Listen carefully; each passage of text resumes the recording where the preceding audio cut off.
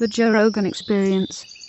When you look at human civilization and you go back to the origins of religion and you look towards the future, do you envision a time where humanity is free of what you would consider irrational belief systems or belief systems that are not based on fact? I do. I'm not sure that it'll come soon, but I do, and I look forward to that time, of course. I think we're moving in the right direction, and the figures bear that out. Even in America, which is off the scale of Western civilizations, even in America, the number of people who now subscribe to a religion is dropping dramatically, and the number who say they have no religion is now about 25%. That's a lot. That's a great deal. And that compares to any one particular Christian denomination. And yet, politically, that group, the nuns, the no beliefs, have no lobby. They have no powerful pressure group. So politicians will go out there and suck up to, I don't know, the Irish lobby, the Polish lobby, the Jewish lobby, the Catholic lobby, etc. But the atheist lobby hasn't got its act together, or is only just now beginning to get its act together. Well, politically, I think people are terrified of the concept because it's such a long branch to go out on. One of the things that you brought up in the God Delusion was the willingness of people to vote for a gay candidate for president, a black candidate for president, a woman candidate for president, but then an atheist, which is, I believe, 40%. They think that you've got to have a belief in some kind of higher power in order to be moral. But the weird thing is that it doesn't have to be the same higher power as the one you believe in. Anyone will do, right, as long as there is one. But if you don't believe in a higher power, you must be immoral. And that is totally ridiculous when you think about the horrible immorality of, for example, both the Bible and the Quran, which are horrific in the sense that if you actually got your morals, if you got your moral values from the Old Testament or the Quran, and they share them a great deal, of course, you would be stoning adulterers to death and stoning people to death for breaking the Sabbath and doing sacrifices, human sacrifices and animal sacrifices, all sorts of horrible things, which of course do go on now in Islamic countries especially. Gay people getting thrown off high buildings and women being beheaded for the crime of being seen with a man, not their husband, and that kind of thing.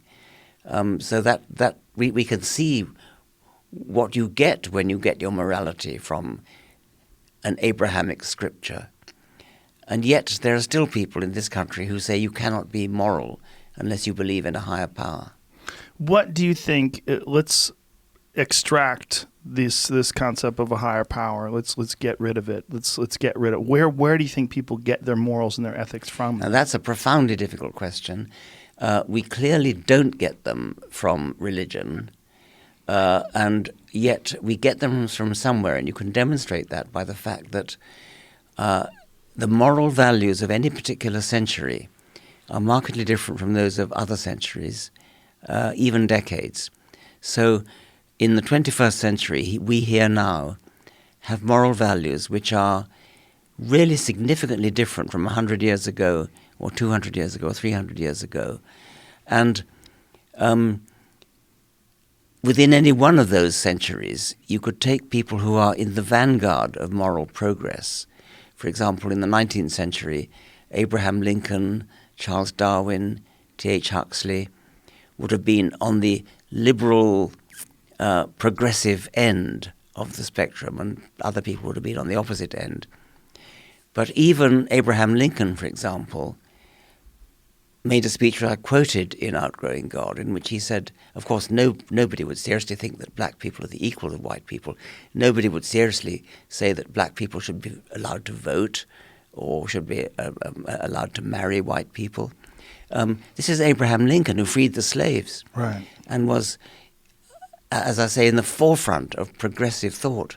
Charles Darwin, again, was in favor of freeing the slaves. He was passionately anti-slavery, but he too thought that there was no question about black people being the equal of white people. They obviously weren't. And Huxley, Thomas Huxley, again, Darwin's bulldog, thought the same way. Now, those people were at the forefront, as I say. Today, they would still be in the forefront, and they would be horrified to look back on what they said in the 19th century. Well, something is changing as the centuries go by. In Outgrowing God, I call it something in the air, which of course doesn't explain anything. But what I mean by that is that it's not literally hovering in the air, but it's a collection of conversations between people, dinner party conversations, parliamentary decisions, congressional debates, judicial decisions by judges, juries, newspaper articles, journalism. All these things together conspire together to produce something in the air, something that defines a given century or maybe even a given decade with the moral values of that decade. The knowledge base, which is just so superior today in terms of like what the general public has access to, in terms of what we understand about human beings. It's just different than it was back then. And it continues to be different. And now with the internet, we have so much more access to these conversations. And it's not just about being at a dinner table with the right people. You can watch YouTube videos That's of right. yourself debating religious That's right. scholars. That progress of something in the air will, as it were, take on an accelerated pace because of the internet. Yeah. And I think that's a very hopeful sign. Of course, the internet also can be used for the opposite purpose. But I think there's a kind of asymmetry there, because especially if you look at benighted areas of the world like Afghanistan and Pakistan, where until recently the idea of being an atheist was simply inconceivable. It was off the radar.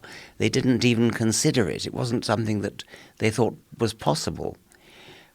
Now they do, because they got the internet. We've got a project in CFI of downloading free of charge as PDFs several of my books, including The God Delusion, and will be Outgrowing God as well. And these are being downloaded by large numbers of people. The first PDF download of the Arabic edition of The God Delusion was downloaded 13 million times. Arabic edition, 13 million times.